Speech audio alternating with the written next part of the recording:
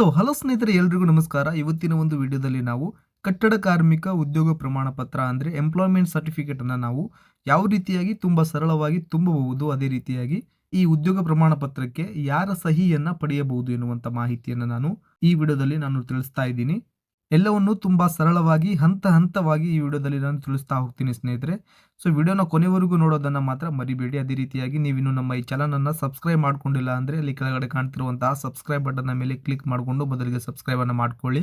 So ಈ ಉದ್ಯೋಗ ಪ್ರಮಾಣ ಪತ್ರ ಅಂದ್ರೆ ಏನು ಅಂತ ನೋಡೋದಾದ್ರೆ, ಕಟ್ಟಡ ಕಾರ್ಮಿಕರು ಕಾರ್ಮಿಕ ಕಾರ್ಡ್ ಅಂದ್ರೆ ಲೇಬರ್ ಕಾರ್ಡ್ ಅಂತ ಹೇಳ್ತೀವಿ. ಇದನ್ನ ಪಡಿಬೇಕಾದ್ರೆ ಅಥವಾ ಹೊಸದಾಗಿ ರಿನ್ಯೂವಲ್ ಮಾಡಬೇಕಾದ್ರೆ ತಾವು ನಿಜವಾಗಿಯೂ ಕಟ್ಟಡ ಕೆಲಸ ಮಾಡುತ್ತಿದ್ದಾರೆ ಅನ್ನೋದಕ್ಕೆ ಸಾಕ್ಷಿಯಾಗಿ ನೀಡುವಂತ ಒಂದು ಡಾಕ್ಯುಮೆಂಟ್ ಇದಾಗಿದೆ. ಇದನ್ನೇ ನಾವು ಉದ್ಯೋಗ ಪ್ರಮಾಣ ಪತ್ರ ಅಂತೇಳಿ ಕರಿತೀವಿ ಸ್ನೇಹಿತರೆ. ಈ ಉದ್ಯೋಗ ಪ್ರಮಾಣ ಪತ್ರ ಇಲ್ಲ ಅಂದ್ರೆ ನಾವು ಹೊಸದಾಗಿ ಕಾರ್ಮಿಕ ಕಾರ್ಡ್ ಅಂದ್ರೆ ಲೇಬರ್ ಕಾರ್ಡ್ ಅನ್ನ ಅರ್ಜಿ ಸಲ್ಲಿಸೋಕೆ ಆಗೋದಿಲ್ಲ. ಅದೇ ರೀತಿಯಾಗಿ ನಾವು ರಿನ್ಯೂವಲ್ಗೂ ಕೂಡ ಅರ್ಜಿ ಸಲ್ಲಿಸೋಕೆ ಆಗೋದಿಲ್ಲ. ಅದೇ ರೀತಿಯಾಗಿ ಕಟ್ಟಡ ಕಾರ್ಮಿಕ ಇಲಾಖೆಯಿಂದ ಸಿಗುವಂತ ಕೆಲವೊಂದು ಬಹಳ ಲಾಭದಾಯಕ ಯೋಜನೆಗಳಿಗೂ ಕೂಡ ನಾವು ಅರ್ಜಿಯನ್ನು ಸಲ್ಲಿಸೋಕೆ ಆಗೋದಿಲ್ಲ ಸ್ನೇಹಿತರೆ. ಸೊ ಅದಕ್ಕಾಗಿ ಬಹಳ ಸರಳವಾಗಿ ನಾನು ಹೇಳ್ಕೊಡ್ತೀನಿ. ಸೊ ಇದೇ ರೀತಿಯಾಗಿ ನೀವು ನಿಮ್ಮ ಉದ್ಯೋಗ ಪ್ರಮಾಣ ಪತ್ರವನ್ನ ತುಂಬಬೇಕು. ಇಲ್ಲಾಂದ್ರೆ ನಿಮ್ಮ ಕಾರ್ಡ್ ರಿಜೆಕ್ಟ್ ಆಗುವಂತಹ ಚಾನ್ಸಸ್ ಬಹಳ ಇರುತ್ತೆ ಸ್ನೇಹಿತರೆ. ಸೊ ಅದಕ್ಕಾಗಿ ಯಾವ ರೀತಿಯಾಗಿ ತುಂಬಬೇಕು ಎನ್ನುವಂತ ಮಾಹಿತಿಯನ್ನು ಪಡ್ಕೋಬೇಕಾದ್ರೆ ನೀವು ವಿಡಿಯೋನ ಕೊನೆ ತನಕ ನೋಡಿದ್ರೆ ಮಾತ್ರ ನಿಮಗೆ ಸಂಪೂರ್ಣವಾದ ಮಾಹಿತಿ ಸಿಗುತ್ತೆ ಸ್ನೇಹಿತರೆ. ಈ ಉದ್ಯೋಗ ಪ್ರಮಾಣ ಪತ್ರದಲ್ಲಿ ಬಹಳ ಬೇಸಿಕ್ ಆಗಿರುವಂತ ಮಾಹಿತಿಗಳನ್ನ ಕೇಳಿರ್ತಾರೆ. ಸೊ ನೀವು ಕೂಡ ಅದನ್ನ ತುಂಬಬಹುದು. ಆದ್ರೆ ಲೇಬರ್ ಕಾರ್ಡ್ ರಿಜೆಕ್ಟ್ ಆಗದೆ ಯಾವ ರೀತಿಯಾಗಿ ನಾವು ಕರೆಕ್ಟ್ ಆಗಿ ತುಂಬಬೇಕು ಎನ್ನುವಂತ ಮಾಹಿತಿಯನ್ನು ನಾನು ಈ ವಿಡಿಯೋದಲ್ಲಿ ತಿಳಿಸ್ತಾ ಇದ್ದೀನಿ. ಸೊ ಇದರಲ್ಲಿ ಬಹಳ ಬೇಸಿಕ್ ಆಗಿರುವಂಥ ಇನ್ಫಾರ್ಮೇಷನ್ಗಳು ಇರುತ್ತೆ. ಕಾರ್ಮಿಕನ ಪೂರ್ಣ ಹೆಸರು, ತಂದೆ ಗಂಡನ ಹೆಸರು, ಪೂರ್ಣ ವಿಳಾಸ, ಕೆಲಸ ಮಾಡುತ್ತಿರುವಂಥ ಸ್ಥಳದ ವಿಳಾಸ, ಅದೇ ರೀತಿಯಾಗಿ ಕೆಲಸ ಮಾಡಿದ ಅವಧಿ, ಅದೇ ರೀತಿಯಾಗಿ ಕೆಲಸದ ಸ್ವರೂಪ ಅಂದರೆ ನೀವು ಮೇಸ್ತ್ರಿನ, ಹೆಲ್ಪರ, ಪೇಂಟರ ಅಥವಾ ಎಲೆಕ್ಟ್ರಿಷಿಯನ್ ಎನ್ನುವಂಥ ಮಾಹಿತಿಯನ್ನು ಇದರಲ್ಲಿ ತುಂಬಬೇಕಾಗುತ್ತೆ. ಸೊ ಬನ್ನಿ ಇವಾಗ ಯಾವ ರೀತಿಯಾಗಿ ತುಂಬಬೇಕು ಎನ್ನುವಂಥ ಮಾಹಿತಿಯನ್ನು ಹೇಳ್ಕೊಡ್ತೀನಿ.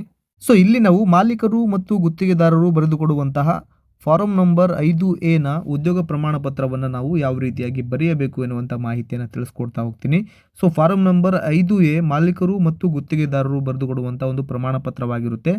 ಸೊ ನೀವೇನಾದರೂ ಕಾಂಟ್ರಾಕ್ಟರ್ ಕಡೆ ಕೆಲಸ ಮಾಡ್ತಾ ಇದ್ದೀರಿ ಅಂದರೆ ನೀವು ಈ ಪ್ರಮಾಣ ಪತ್ರವನ್ನು ತುಂಬಬೇಕಾಗುತ್ತೆ. ಅದೇ ರೀತಿಯಾಗಿ ಸೊ ಕಾಂಟ್ರಾಕ್ಟರ್ ಅವ್ರ ಕಡೆ ಸೀಲು ಮತ್ತು ಸಹಿಗಳನ್ನು ನೀವು ಮಾಡಿಸ್ಕೊಂಡು ಈ ಅರ್ಜಿಯನ್ನು ತುಂಬಬೇಕಾಗುತ್ತೆ ಸ್ನೇಹಿತರೆ.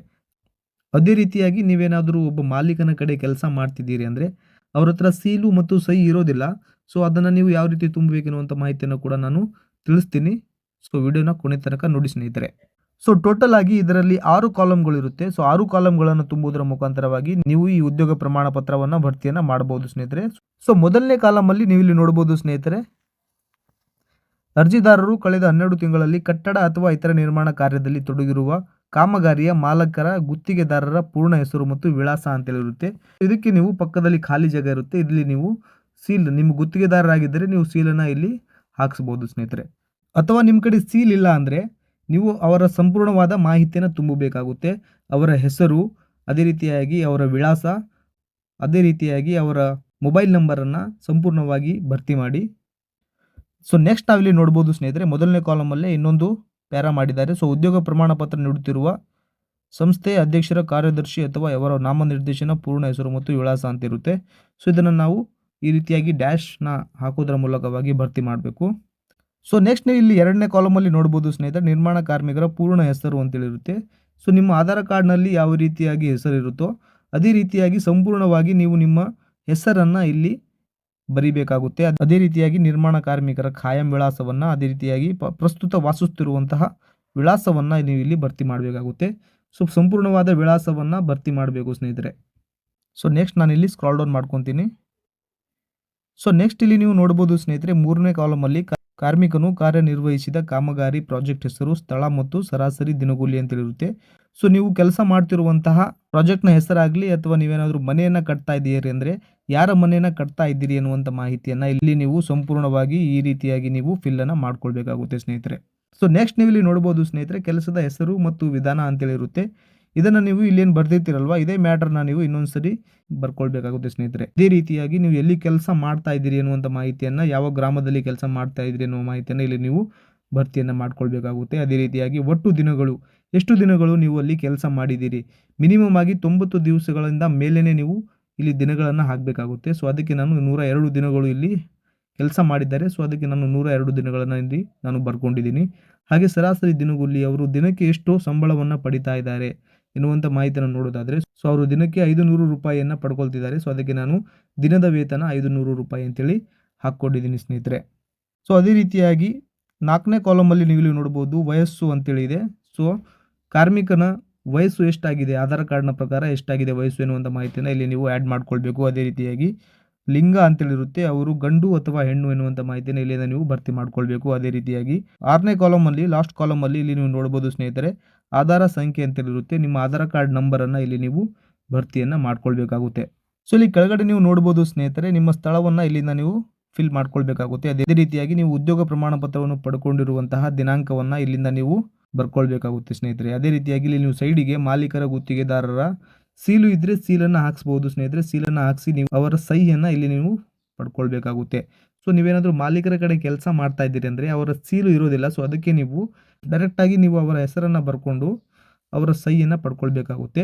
ಇಲ್ಲಿ ಮೇಲೆ ಕೂಡ ಮಾಲೀಕರ ಸೀಲ್ ಇಲ್ಲ ಅಂದರೆ ನೀವು ಅವರಿಗೆ ನಿಮ್ಮ ಮಾಲೀಕರ ಹೆಸರನ್ನು ಬರ್ಕೊಳ್ಬೇಕು. ಅದೇ ರೀತಿಯಾಗಿ ಅವರ ವಿಳಾಸವನ್ನು ನೀವು ಇಲ್ಲಿ ಬರ್ಕೊಳ್ಬೇಕು. ಅದೇ ರೀತಿಯಾಗಿ ಇಲ್ಲಿ ನೀವು ಅವರ ಮೊಬೈಲ್ ನಂಬರನ್ನು ಬರ್ಕೊಳ್ಬೇಕಾಗುತ್ತೆ ಸ್ನೇಹಿತರೆ. ಸೊ ನಿಮ್ಮ ಕಡೆ ನಿಮ್ಮ ಮಾಲೀಕರ ಸೀಲ್ ಇಲ್ಲ ಅಂದರೆ ಅವರ ಹೆಸರನ್ನು, ಅದೇ ರೀತಿಯಾಗಿ ವಿಳಾಸವನ್ನು, ಅದೇ ರೀತಿಯಾಗಿ ಅವರ ಮೊಬೈಲ್ ನಂಬರನ್ನು ಇಲ್ಲಿ ಬರ್ಕೊಳ್ಬೇಕು. ಅದೇ ರೀತಿಯಾಗಿ ಇಲ್ಲಿ ಕೆಳಗಡೆ ಅವರ ಸಿಗ್ನೇಚರನ್ನು ಇಲ್ಲಿ ನೀವು ಪಡ್ಕೊಳ್ಬೇಕಾಗುತ್ತೆ ಸ್ನೇಹಿತರೆ. ಸೊ ಸಿಗ್ನೇಚರನ್ನು ಪಡ್ಕೊಂಡು ನೀವು ಈ ಫಾರ್ಮನ್ನು ಫಿಲ್ ಮಾಡ್ಬೋದು. ಸೊ ಇದಾಗಿತ್ತು ಇವತ್ತಿನ ಟಾಪಿಕ್. ಯಾವ ರೀತಿಯಾಗಿ ನೀವು ನಿಮ್ಮ ಉದ್ಯೋಗ ಪ್ರಮಾಣ ಪತ್ರವನ್ನು ಸರಿಯಾದ ವಿಧಾನದಲ್ಲಿ ತುಂಬಬೇಕು ಎನ್ನುವಂಥ ಮಾಹಿತಿಯನ್ನು ಹೇಳ್ಕೊಟ್ಟಿದ್ದೀನಿ. ಸೊ ಐ ಹೋಪ್ ನಿಮಗೆಲ್ಲರಿಗೂ ಅರ್ಥ ಆಗಿದೆ ಅಂತ ಅನ್ಕೊತೀನಿ. ನಿಮಗೇನಾದರೂ ಡೌಟ್ ಇದ್ದರೆ ಅಲ್ಲಿ ಕೆಳಗಡೆ ಕಾಮೆಂಟ್ ಬಾಕ್ಸ್ನಲ್ಲಿ ಕಾಮೆಂಟ್ ಮಾಡೋದ್ರ ಮುಖಾಂತರವಾಗಿ ನಿಮ್ಮ ಸಮಸ್ಯೆಯನ್ನು ನನಗೆ ತಿಳಿಸ್ಬೋದು. ಸೊ ನಾನು ಕೂಡ ಅದಕ್ಕೆ ಉತ್ತರ ಕೊಡೋದಕ್ಕೆ ಟ್ರೈ ಮಾಡ್ತೀನಿ ಸ್ನೇಹಿತರೆ. ಸೊ ನೆಕ್ಸ್ಟ್ ನೀವು ಉದ್ಯೋಗ ಪ್ರಮಾಣ ಪತ್ರವನ್ನು ಯಾವ ರೀತಿಯಾಗಿ ಭರ್ತಿ ಮಾಡಬೇಕು ಎನ್ನುವಂಥ ಮಾಹಿತಿಯನ್ನು ಈ ವಿಡಿಯೋದ ಮುಖಾಂತರ ತಿಳ್ಕೊಂಡಿದ್ದೀರಿ. ಅದೇ ರೀತಿಯಾಗಿ ಕಟ್ಟಡ ಕಾರ್ಮಿಕ ಇಲಾಖೆಗೆ ಸಂಬಂಧಪಟ್ಟಿರುವಂತಹ ಸ್ವಯಂ ಘೋಷಣಾ ಪ್ರಮಾಣ ಪತ್ರ ಅಂದರೆ ಸೆಲ್ಫ್ ಡಿಕ್ಲರೇಷನ್ ಅನ್ನು ಯಾವ ರೀತಿ ಫಿಲ್ ಮಾಡಬೇಕು, ಹಾಗೆ ವೇಜ್ ಸ್ಲಿಪ್ ಅಂತೇನು ಹೇಳ್ತೀವಿ, ವೇತನ ಚೀಟಿಯನ್ನು ಯಾವ ರೀತಿಯಾಗಿ ಫಿಲ್ ಮಾಡಬೇಕು ಎನ್ನುವಂತಹ ವಿಡಿಯೋ ನಾನು ಆಲ್ರೆಡಿ ಮಾಡಿದ್ದೀನಿ. ಸೊ ವಿಡಿಯೋದ ಡಿಸ್ಕ್ರಿಪ್ಷನಲ್ಲಿ ಅದರ ಲಿಂಕ್ ಕೂಡ ನಾನು ಹಾಕಿರ್ತೀನಿ.